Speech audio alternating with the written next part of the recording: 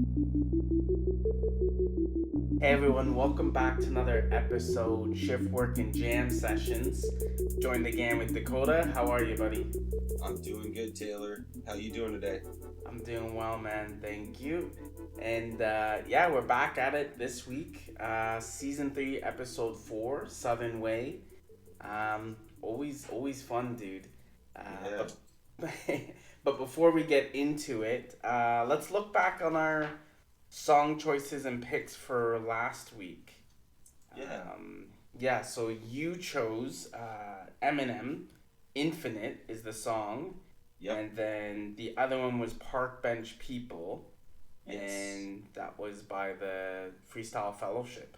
Uh, Yeah. Now, originally, I had called out the Micah 9 mm-hmm. park bench people, and then after doing the digging, yeah, I realized that this is actually one from the fellowship. So, yeah.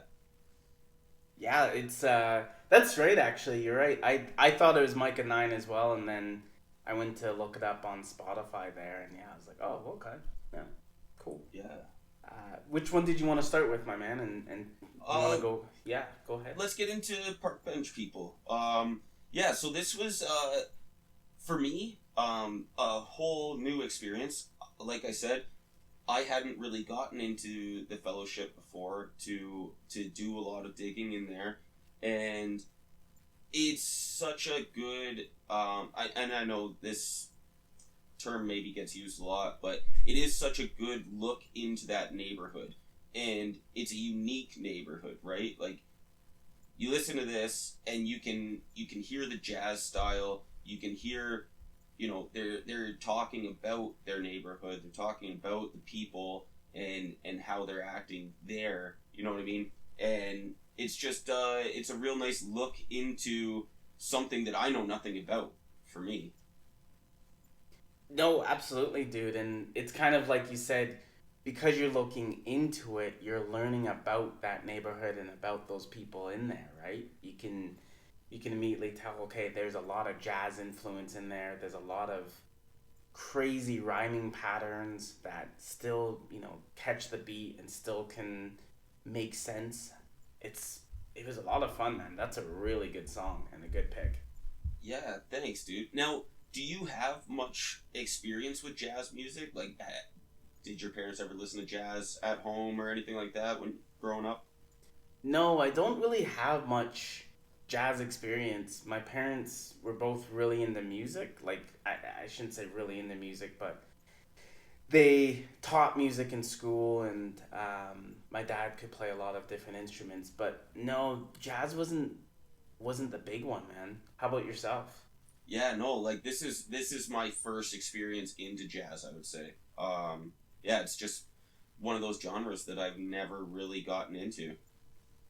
No, and I think that's a part of, again, when you're seeing the neighborhood. You know, in southern Ontario, it's not usually warm enough to go out and go to the street and hear jazz musicians just playing on the street, or there's not a lot of jazz clubs either. So, again, I think that experience is their own and unique because that's them, right? You have the West Coast here, these guys, and then a lot of Southern blues and jazz artists as well. So I think it's, again, you are where you are, and that's where your influences come from. Absolutely, yeah. No, it's definitely opened up my eyes, though. There are a few jazz festivals that go on in the area, so maybe I'll have to check some of that out. Yeah, and isn't that cool, man? Where this pick, you picked it for one artist, and the group, and then you hear the influence, and then now your horizons are broadened, and now you're going to be on the lookout for the next jazz or blues thing, right? And it's just cool how one step into it, and all of a sudden you're down a different path, right? Which is a lot of fun. Yeah, definitely, man. All right, do you want me to get into my second pick, or we're gonna flip back and forth? We can go back and forth. Let's do it. So I chose two. It was Definition by Black Star, and the other one was Run the Jewels by Run the Jewels. Yeah. Maybe maybe we'll start with Run the Jewels. So yeah, so this one was fun, man. Like Killer Mike, who is actually on the episode for this week, Yeah. uh, had a had a lot to say in this week's episode, and then he is one of two members of Run the Jewels LP, the other one. Yeah, they're an interesting group, dude. They have a lot to say and have a unique way of saying it. So yeah, I thought this was fun, and this is one of their more popular songs. So yeah, it was good. How about yourself? What did you think about this one? Yeah, definitely. I would agree with you. Different. No, difference not the word I want to say. Um, well, yeah, like it's an unexpected duo between LP and Killer Mike, but it works well together. You know? Yeah, it really does. It's one of those things where I see these guys together and I'm like, how did you find each other? How did this work out? And Really? what made you think it would work? And it does work well, man. Yeah. Yeah. No, good pick. But I look at maybe the two of us. Maybe it's the same thing. It's like how did Taylor and Dacoda get together and start doing this podcast? And there's always a interesting story behind everything, right? And that's one story that I'd like to hear. Yeah, you nailed it there, buddy. For sure. For sure. I even think that we went and met Shad at at his little venue there that he did uh, out in your neighborhood, out in Kitchener, and I kind of felt that when he was looking at us and like, you two podcast together about my show, and I almost felt that, you know what I mean? Like Yeah, how and why. It was the impression that I got from him, you know. that's right. That curiosity, right? Like, wait a minute, is what? Yeah.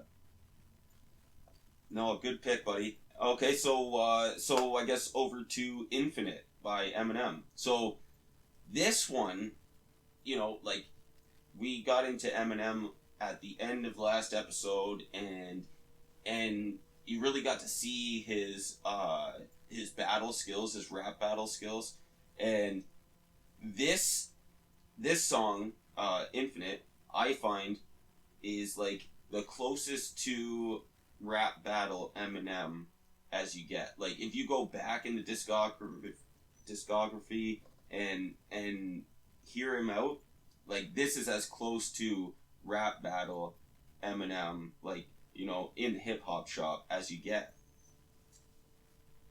Yeah, I would second that, man. I hadn't heard the song before. I have a lot to say about Eminem, but this song was pretty new. I was like, whoa, okay. And you mentioned that this was before he, got all those albums out and, became, one of the best rappers. This was before all that, and yeah, you could tell this was closer to his roots and beginnings than, kind of his later stuff. But yeah, this was a real good listen, dude. And the thing I like most about this song is like he was already projecting what he was gonna be, in the rap industry. He had already projected how his career was gonna go. He is infinite, and his skills are incredible on the mic. Yeah, it's like one of those things where you're talking about the future and where you're going to be, and you get there, right? Yeah, absolutely. So I'll pass it back to you with we're getting into Definition by Blackstar, right? Yeah, that's right. So I picked this one because Blackstar is one of those groups that I wish I knew more about. Yeah. It's one of those groups that I think are socially conscious and rap about things, not just rap. So this was one of their more popular songs, and I'm really glad I got to listen to it. And I think Black Star is another artist or group rather that I'm going to continually go down that road of okay, what else is in their discography, right? Like what else can I listen to? And yeah, because you have two extremely talented, socially conscious people rapping, and it was really good, dude. How about yourself? What'd you think? Yeah, no, I loved it. I'm a big fan of Black Star. I think that you're going to enjoy that dive into that, definitely. And yeah, no, again, they kind of took it back, right? They took it back to their neighborhood as well. And you hear them talking about how, how things go where they come from. And I love looking into these places where, maybe I can't walk around, Yeah, yeah, that's right. It's a different world almost, right? And you think about it and you listen to it and you're just like, wow, this is. Would I be comfortable there? Would I be? And good for you for talking about it and explaining it, because without this and without songs, and I know we'll get into the South a little later here, but without that look into the keyhole and without hearing the street reporters, you'd never know, right? Yeah, for sure. For sure. You can tell especially in that song too that they want to take it back to the roots of hip hop too, right? Like just Yeah. talking about just how things get out of control in hip hop and what it should go back to. So I think Talib Kweli and Mos Def, they are incredible artists, and that's like the closest to independent artists as you're gonna get. You know what I mean? Like they're not independent, underground. That's the Mm-hmm. closest mainstream underground that you're gonna get, right? Yeah, that's it. That's exactly it, man. And they love, pointing out that no, no, no, no. We still want that style, still want that underground flow, because that's where it all started. But we did get some mainstream success, but we still are who we are, right? Yeah. Yeah, that was awesome, man. These were four good picks, and as usual, we learned something new from these artists, and see why they are so popular and why they are so successful. That's right.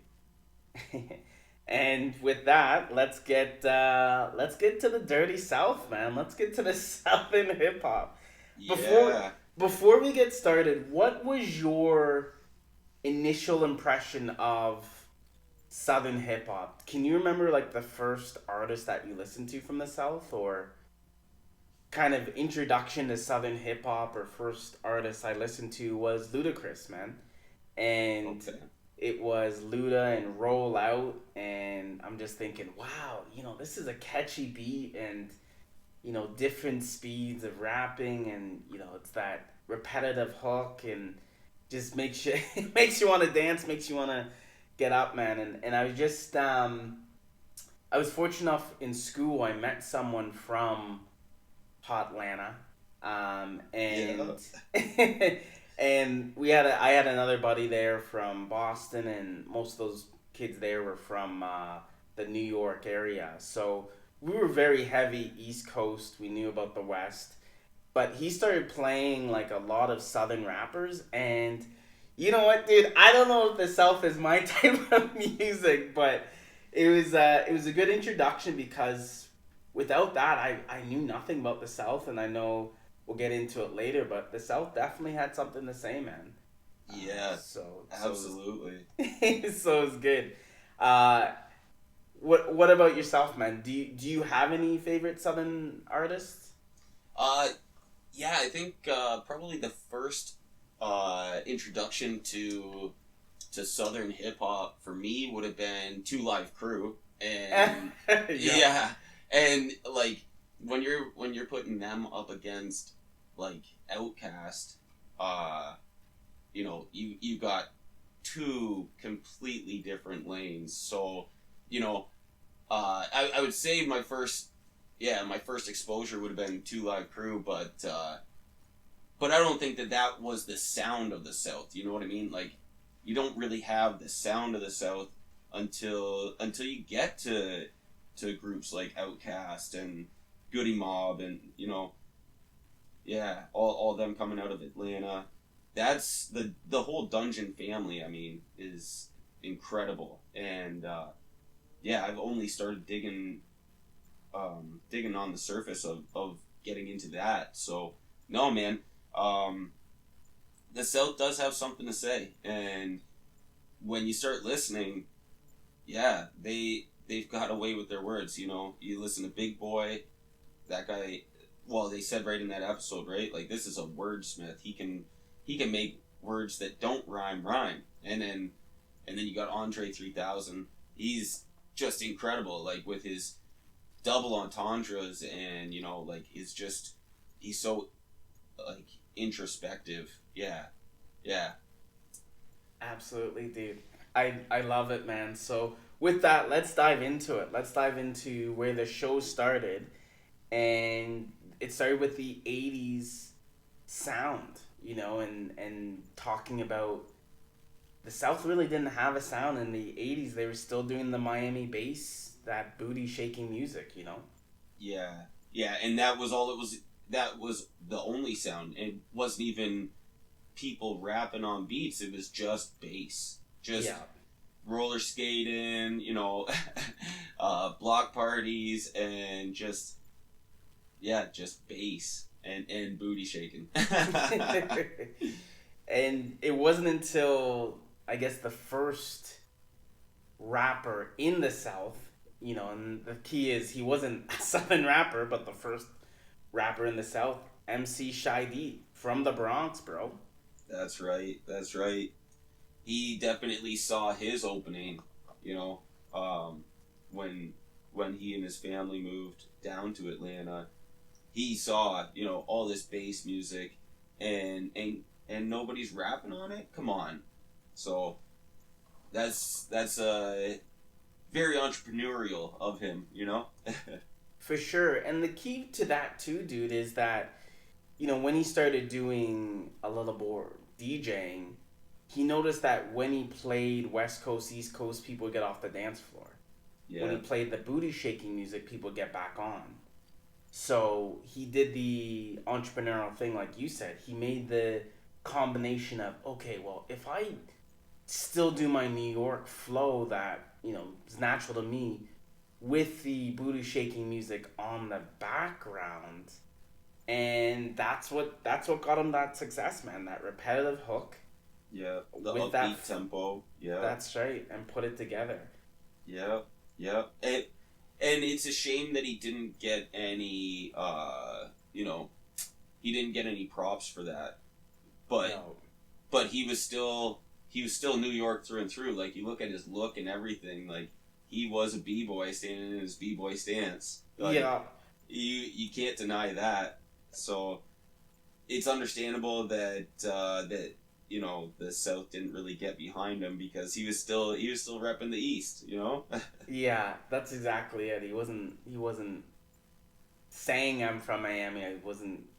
Saying that he's from Atlanta and claiming it. He was, okay, I'm still New York, but here's my sound. Dude, just to get off topic a little bit, that hat that he had on, though. Yeah.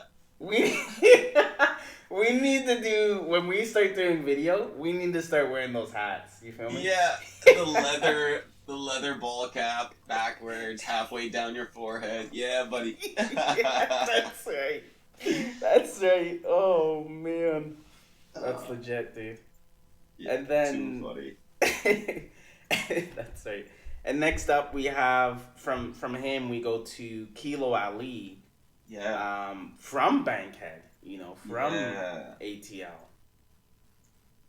Yeah, and man, he had some good rhymes. He had some good songs.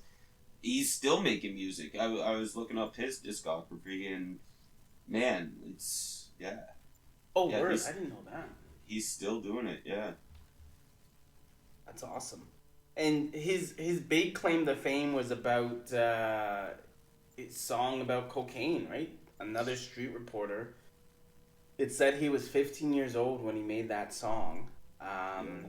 And as per usual, dude, it's just like seeing it over and over again, man. And this Yeah. time it was the Red Dog Police Force. Yeah. Right? Against drugs, the police get into it. You have some government official just go off the hook and over police again. And these guys get squeezed, guys and girls and neighborhoods and families get squeezed so much that they need an outlet, and this is their outlet. Yeah. And without that, the pressures of everything, yeah, it's this is the release, right? This is the blowing the steam off, because you'd go crazy in that. Yeah. Yeah, it's crazy, and I just think about this happened in the West, this happened in the East, and now it's the South's turn to feel this squeeze and that diamond come out of it. Yeah. And then we jump off to King Edward J and his radio station. And I thought about this. His radio station was, they only played hip hop 1 hour in the whole week on the Friday night. Right. And I was like, oh man, that's not enough. Like that's, and then I think about us up here. Do you remember Much Music Rap City? Yeah. Same thing, dude. All week, it was Friday night, and I think it was at like 10 p.m. That's right. Right? So it's like, this is the only way you can listen to hip hop music. Yeah. Yeah, no, you're right, man. That is so in line with where we live and what we had growing up. I think hip hop is a lot more broadly accepted now and gets a lot more radio play. You and now have a variety on the radio. But no, you're totally right, man. It was so, unheard of to hear rap music on the radio in this area growing up. Yeah, and I would even say still to date, like if you're not in Toronto and you get, Flow 93 or they have another R&B hip hop station there, at work and stuff, when people put on the radio, and if there is ever any hip hop, it's the Beastie Boys. Yeah. And maybe the one Run DMC song with, Walk This Way, right? So it's still not prevalent. Like, we still can find it at least now, but it's just, it's still not where I wish it and want it to be. Absolutely. No, there's too much good music out there. Well, look at us, right? What we're doing right now, we're going back in time. We're time traveling to find this stuff and dig it out. Where, yeah, if you don't have that drive or that passion to go and look for it, like that stuff just gets left behind.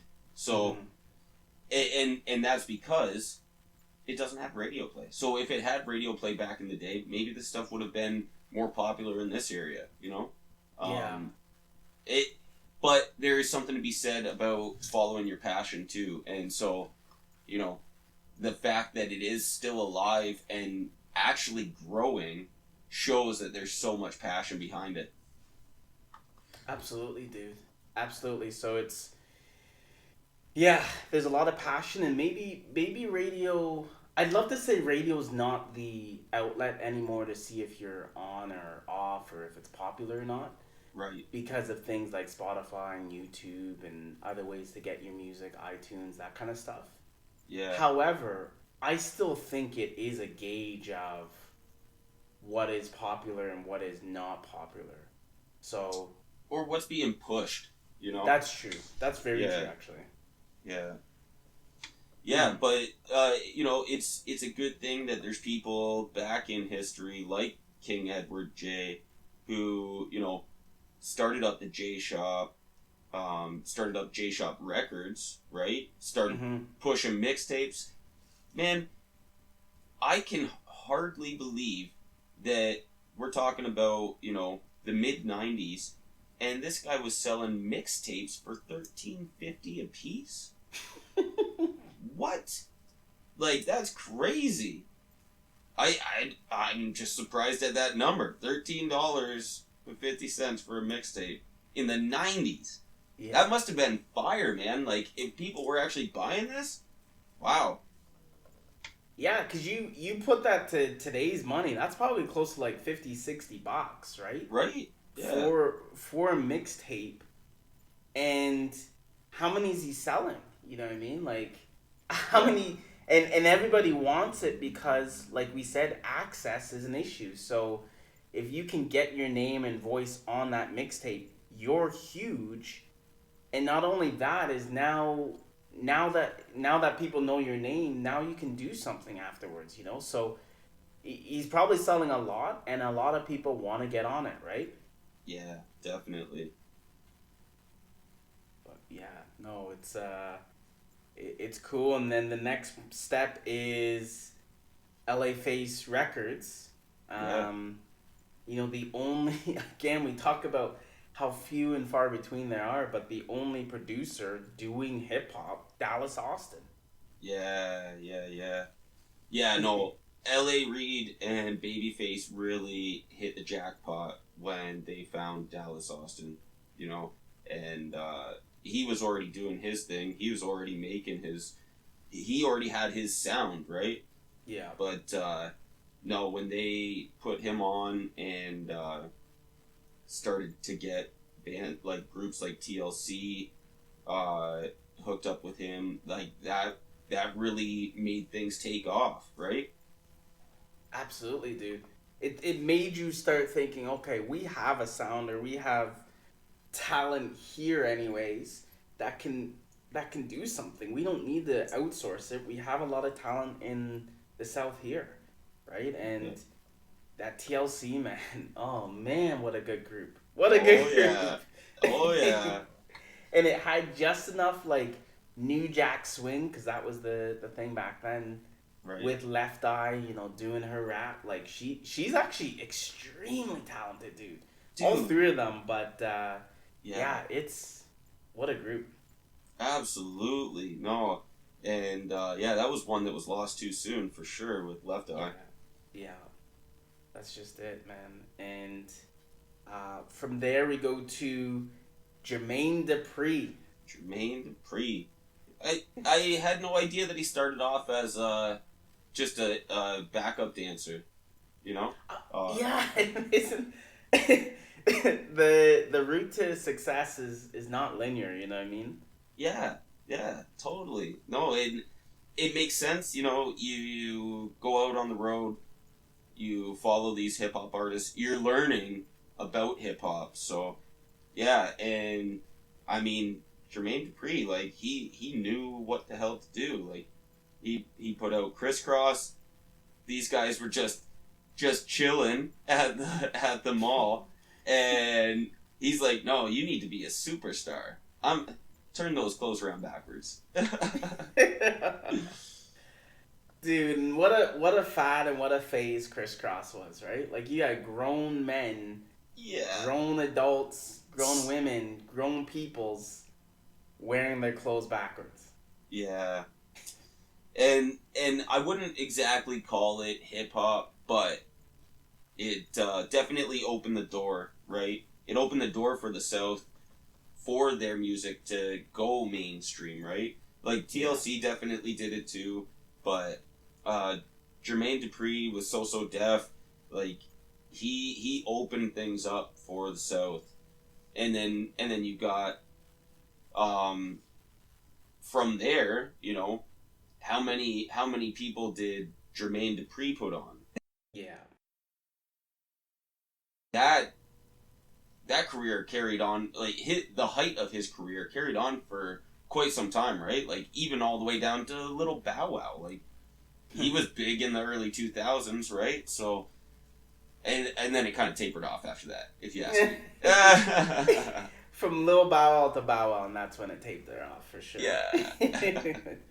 But the point you made is a great one, dude, where, you know, one success leads to another success, which leads to another success, which, you know, continues on for decades, right? And and because I think was it Jermaine Dupri that got on with Organized Noise? Was that was that it too? No, so Organized Noise, they were kind of doing their own thing, right? So they were picked up by, again, kind of the same way that T-Boz found LaFace Records there through L.A. Reid's wife. So Oh, Pebbles, yeah. Pebbles, yes. So Pebbles had, yeah, she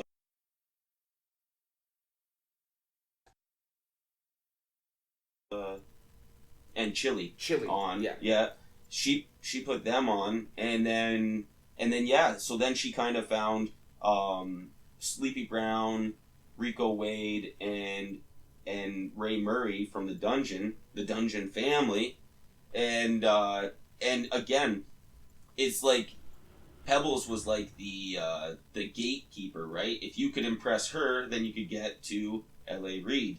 You get through L.A. Reid, then now you're in LaFace Records, with everybody, and backed up by Arista, Clive Davis, So like you're talking some big backing at that point, right? Yeah. Dude, the levels to this is wild. Like you were saying, like Pebbles herself was had some success, right? I think she had a few singles out. And then she buried a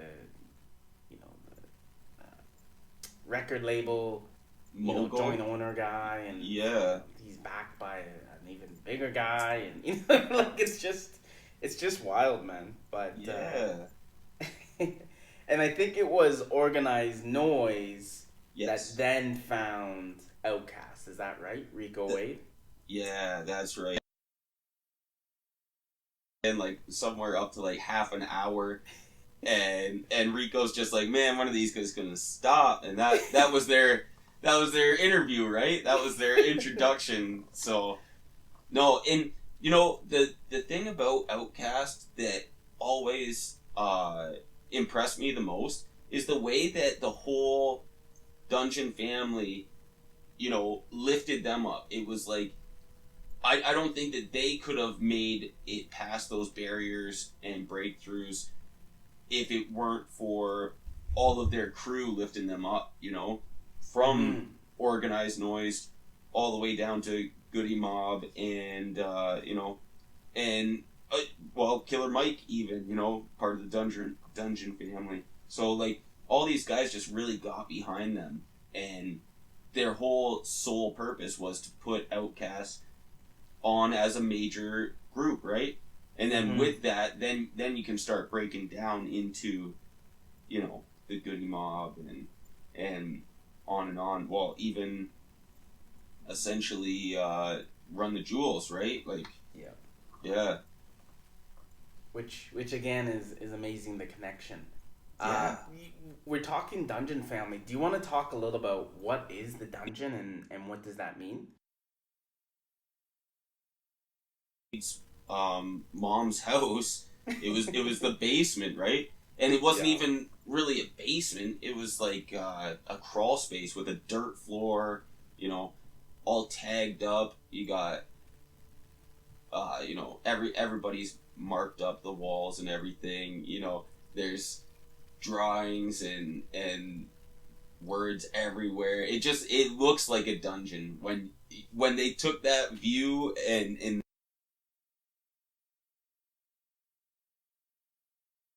no wonder they call it dungeon. But it's amazing what come out of that, right? Like you're talking about some serious sound that came out of the dungeon. So Yeah. yeah, don't judge a book by its cover. No, that's just it, man. And it's amazing because you kind of the sounds that you're hearing from it. It's like, oh, okay, yeah, yeah.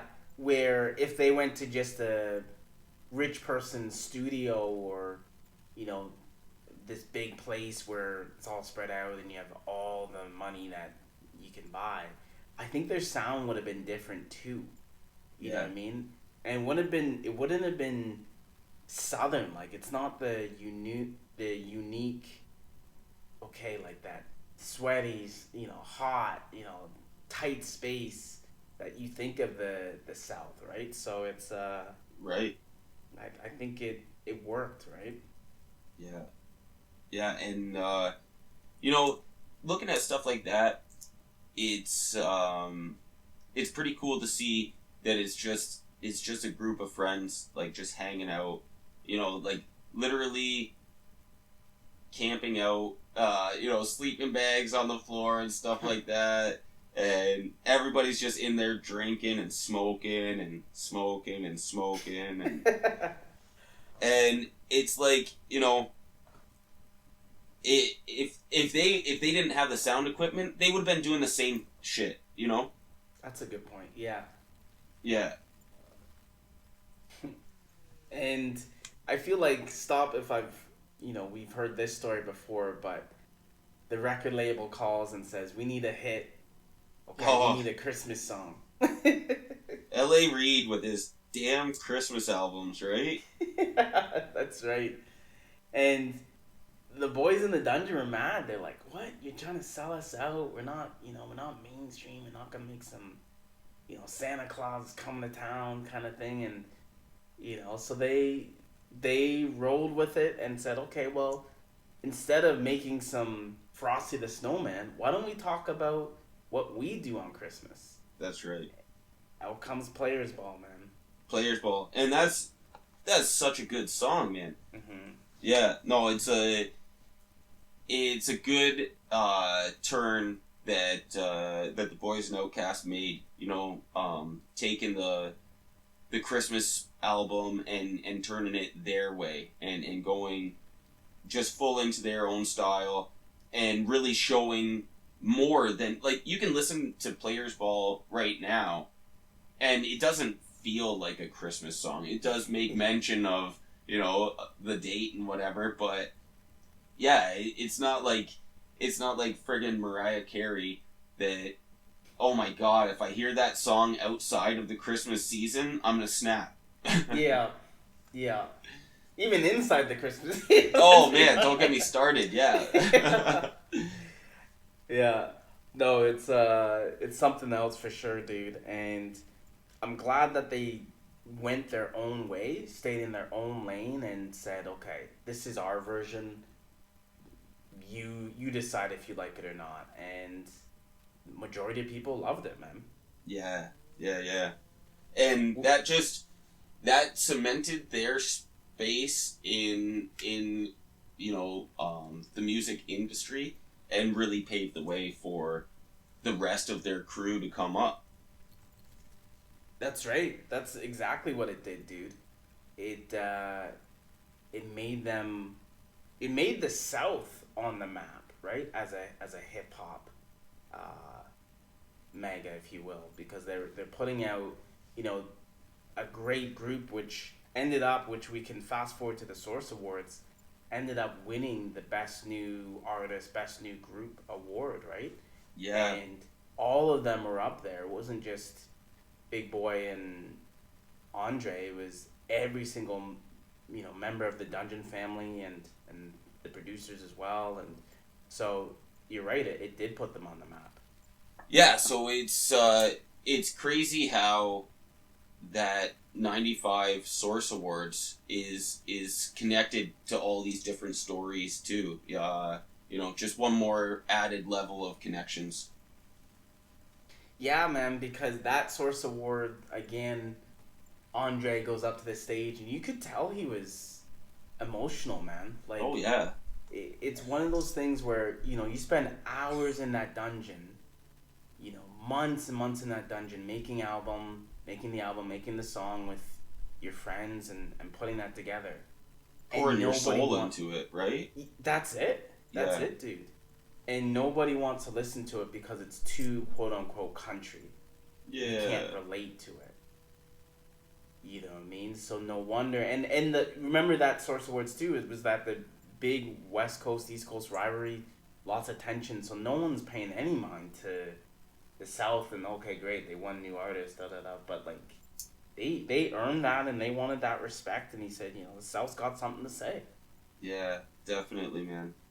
No, and and again, like, get past the image and listen to the lyrics, man. And I don't know how they didn't break those barriers earlier. I really don't, because they're incredible with their words, for sure. Yeah. Not like me. No, it's good. And I think that's a part of what we're doing here, dude, is the North does have something to say, and I hope at some point in time we get a chance to say it, you know? Yeah. And show the gritty side, not just the views, you know what I mean? Yeah, that's right. the actual North, right? That's right. But yeah, the episode ends talking about the Goodie Mob, and like you mentioned, OutKast putting them on, and Goodie Mob helping OutKast too, right? So it was kind of give and take in sorts, and their big song Cell Therapy was huge. Yeah. It's one of those groups now, you know, we've done this going through hip-hop evolution a few times, but again, Goodie Mob is one that I want to go into deeper, just because I feel like their social commentary, which, you know, I love in lyrics, love actually hearing stuff about things, is something so unique that I want to hear more of them and more about them. Well, I think that's the perfect cue for our picks of the week, isn't it? For sure. Do you want to go first, my man? Sure. Yeah. So based off of, you know, this episode, 30 South, I think I want to go back to, my first pick is going to be Kilo Ali with Cocaine. Now, okay. For the record, I looked this up on Spotify, and it is nowhere to be found. You actually have to YouTube it. Oh, okay. Yeah. So yeah, let's go with that for my first pick. The second pick, I think, is pretty fitting too. I'm gonna go with Goodie Mob, and I'm picking Red Dog, and that you can find. Yeah, that one you can find on Spotify. So, yeah, those are my two picks for this week. I like it, man. I like it a lot. What you got for me, bud? Yeah, so my first one was Arrested Development. So that was a group they mentioned in the episode here. And Arrested Development, Africa's Inside Me is the song name. Okay. So that's the first one. And the second one, I'm also going to pick a OutKast Goodie Mob song. This one's called Get Up or Get Out. Okay. And that's OutKast and Goodie Mob again. So yeah, man, it's these are some fun ones. I'm excited. Yeah, buddy. So awesome. Another good episode, and I think next time we're on this, I think we're back in the South again, right? So it should be good. Yeah, looking forward to that one. Yeah, it down in New Orleans, bounce to this. Yeah. So that's going to be good. Yeah. I'm excited, dude. Awesome. Well, thank you as always, man. This has been a lot of fun. Appreciate it, Dakoda, and I'm always like, these make the week, right? Chatting hip hop. Mutually enjoyed by both of us, for sure, bud. Awesome, dude. All right, until next time, everyone take care and have a good one. Yep, signing off.